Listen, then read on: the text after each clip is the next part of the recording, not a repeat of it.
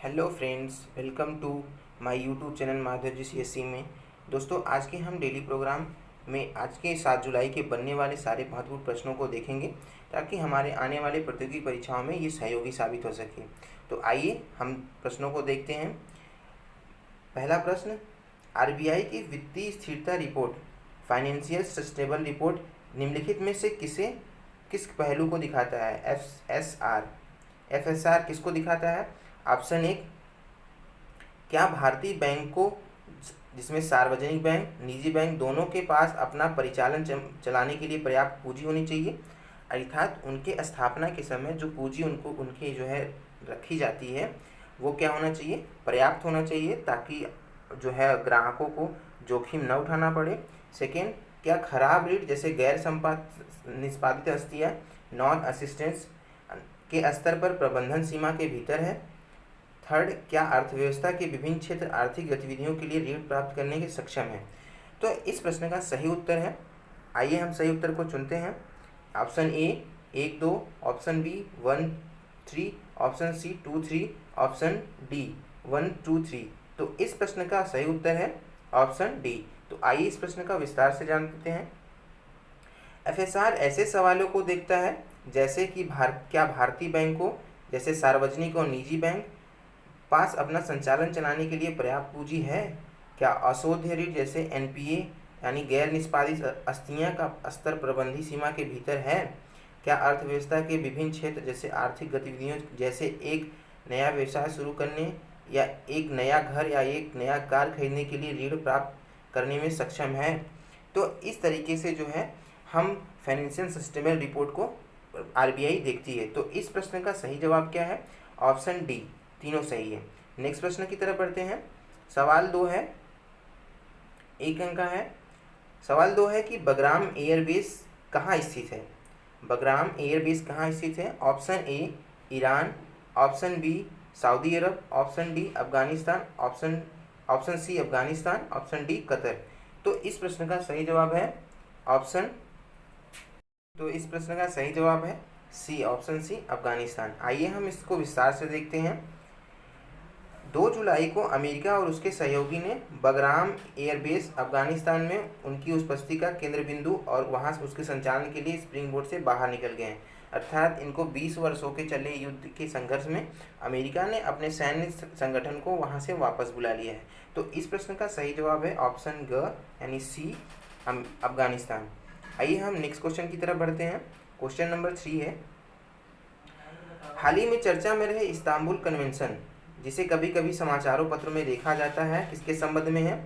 Option A ozone परत का संरक्षण, ऑप्शन बी सांस्कृतिक और प्राकृतिक विरासत की रक्षा करना, आतंकवाद के वित्त पोषण कृत्यों का अपराधीकरण करना, ऑप्शन डी महिलाओं के खिलाफ हिंसा को रोकना। तो इस प्रश्न का सही जवाब है ऑप्शन डी, महिलाओं के खिलाफ हिंसा को रोकना। तो आइए हम इस प्रश्न का विस्तार से देखते हैं। यूरोप के परिषद ने महिलाओं के खिलाफ सभी प्रकार के हिंसा को रोकने और मुकदमा चलाने, लैंगिक समानता को बढ़ावा देने और हिंसा की शिकार महिलाओं की सुरक्षा और पुनर्वास के सुनिश्चित करने के लिए उद्देश्य से इस्तांबुल कन्वेंशन जारी किया जाता है, एक मानवाधिकार संधि की स्थापना करता है। तो इस सवाल का जो है उत्तर क्या है? महिलाओं के खिलाफ हिंसा रोकना। आइए हम कुछ प्रश्नों को देखते हैं। जैसे ओजोन परत का संरक्षण किसके वियना कन्वेंशन तथा नागोया प्रोटोकॉल के तहत किया जाता है।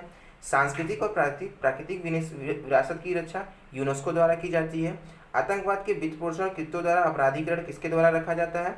FTA financial task force, FTA इसके अध्ययन रखा जाता है, जिसको हाल ही में अभी चर्चा में रहा, जिसमें पाकिस्तान को किस में रखा गया है? पाकिस्तान को ग्रे लिस्ट में रखा गया है। ये क्या करता है? वो उस देश पे सारे व्यापारिक गतिविधियों को में टैक्स को बढ़ा देता है या जो है उससे जो व्यापार अन्य देशों से होने वाले व्यापारिक गतिविधियों को प्रतिबंधित करता है, जो आतंकवाद को पोषण प्रदान करता है। तो इस प्रश्न का सही जवाब क्या है? महिलाओं के खिलाफ हिंसा को रोकना। आइए हम नेक्स्ट प्रश्न की तरफ बढ़ते हैं। क्वेश्चन नंबर 4 है, सतत विकास लक्ष्य यानी सस्टेनेबल डेवलपमेंट टारगेट जो SDG गोल है, वो भारत सूचकांक निम्नलिखित में से किस पैरामीटर पर राज्यों और केंद्र शासित प्रदेश यानी यूटी यूनियन टेरिटरी की प्रगति का मूल्यांकन करता है? तो नंबर 1 लिंग पे, नंबर बी शिक्षा पे, नंबर ऑप्शन बी शिक्षा, ऑप्शन डी आर्थिक विकास, ऑप्शन सी जलवायु परिवर्तन। तो इस कोड को चुनना है। तो इसका सब सही ऑप्शन होगा ये चारों क्या होते हैं, सस्टेनेबल डेवलपमेंट गोल के अधीन क्या है रखे जाते हैं भारत सूचकांक में, जो ये किसको प्रोवाइड करता है, राज्यों और केंद्र शासित प्रदेशों को। अर्थात लिंग क्या होना चाहिए, लिंगानुपात बना संयम रहना चाहिए, संतुलित रहना चाहिए, शिक्षा का विकास होना चाहिए, आर्थिक विकास होना चाहिए, जलवायु परिवर्तन क्या होना चाहिए, जलवायु परिवर्तन को इसमें भी कार्य होना चाहिए। तो इस क्या होगा, इस सब में भारत के सूचकांकों में जोड़ा जाता है। इस प्रश्न का सही उत्तर क्या है, ऑप्शन डी 1 2 3 4 सारे।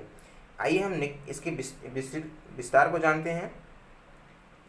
सूचकांक के मॉड्यूलर प्रकृति, स्वास्थ्य, शिक्षा, लिंग, आर्थिक विकास, संसाधन, संस्थान, जलवायु परिवर्तन और पर्यावरण सहित लक्ष्यों का विस्तृत प्रकृति पर राज्यों, केंद्र शासित प्रदेशों प्रगति का आकलन करने के लिए एक नीति उपकरण, एक रेडी क्या है बनकर आई है।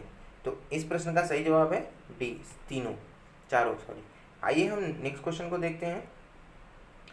चर्चा में रहे रॉटरडैम कन्वेंशन, जिसे अक्सर समाचारों में देखा जाता है, ये किससे संबंधित है?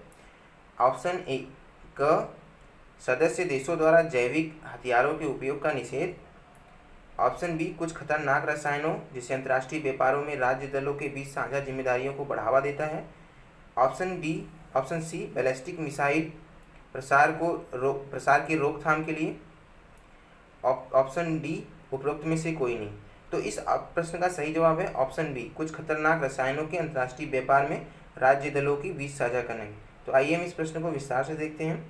24 फरवरी 2004 को लागू होने वाली पूर्व सूचित सहमति प्रक्रियाओं पर रॉटरडैम कन्वेंशन एक कानूनी रूप से बाध्यकारी साधन है। कैसा है, अर्थात इसमें जो सदस्य शामिल होंगे उसको क्या है, उसको ये बाध्यकारी होगा। जिसे रॉटरडैम में प्लेनो प्रोटीज के एक सम्मेलन द्वारा 10 सितंबर 1998 कितने में 10 सितंबर 1998 को अपनाया गया था। भारत 24/5/2006 को कन्वेंशन में शामिल हुआ। ये कन्वेंशन मानव स्वास्थ्य, पर्यावरण को संभावित नुकसान से बचाने के लिए कुछ खतरनाक रसायनों के अंतर्राष्ट्रीय व्यापार, राज्य दलों के बीच साझा जिम्मेदारी, सहकारी प्रयासों को बढ़ावा देने का प्रयास करता है।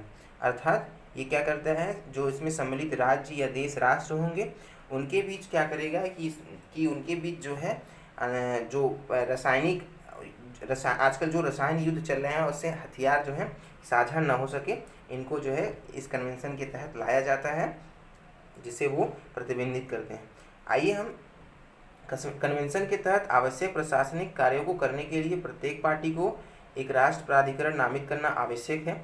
एक राष्ट्र प्राधिकरण रसायन पेट्रो रसायन विभाग से होना चाहिए।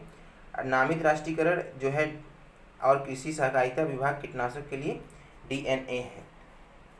तो आइए हम लोगों ने ये देखा कि 7 जुलाई से बनने वाले महत्वपूर्ण प्रश्न क्या क्या हैं। तो धन्यवाद, thank you so much. If you like my video, subscribe, like and share. Thank you.